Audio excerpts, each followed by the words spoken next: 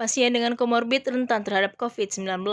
Dokter spesialis penyakit dalam Chandra Wiguna menyatakan, COVID-19 memiliki spektrum gejala klinis yang sangat luas, mulai dari yang tidak bergejala sampai menyebabkan kematian. Dari data yang didapat, 90% pasien COVID-19 yang menderita penyakit berat memiliki penyakit penyerta yang sudah ada sebelumnya, atau komorbid. Komorbid ini bisa menjadi lebih berat karena beberapa hal, diantaranya faktor usia, adanya penyakit hipertensi, diabetes, jantung, dan pembuluh darah. Tidak hanya itu, pasien yang memiliki komorbid akan lebih mengalami gejala yang berat, terutama sesak nafas hingga mengakibatkan kegagalan nafas. Dan yang tidak memiliki komorbid biasanya hanya memiliki gejala ringan saat terinfeksi COVID-19.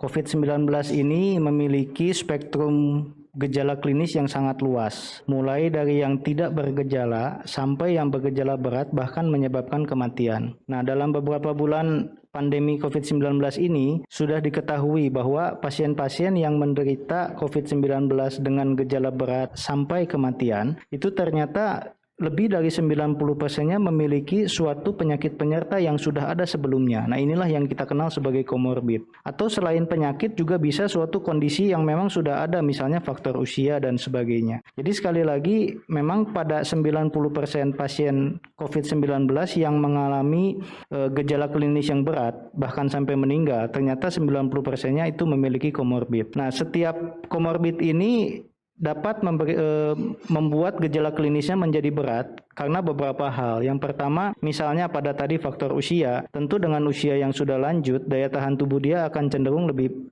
rendah daripada yang usianya lebih muda. Kemudian ada penyakit-penyakit seperti hipertensi, seperti diabetes, yang membuat juga daya tahan tubuhnya menjadi lebih rendah daripada yang tidak menderita diabetes maupun darah tinggi.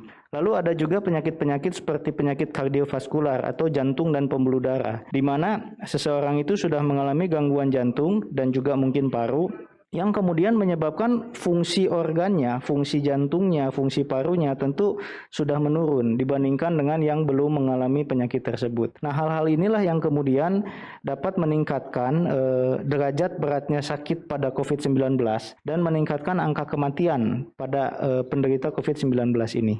Dr. Chandra Wiguna menegaskan, semua orang baik yang memiliki komorbid atau tidak harus melakukan 3M, memakai masker, mencuci tangan, dan menjaga jarak.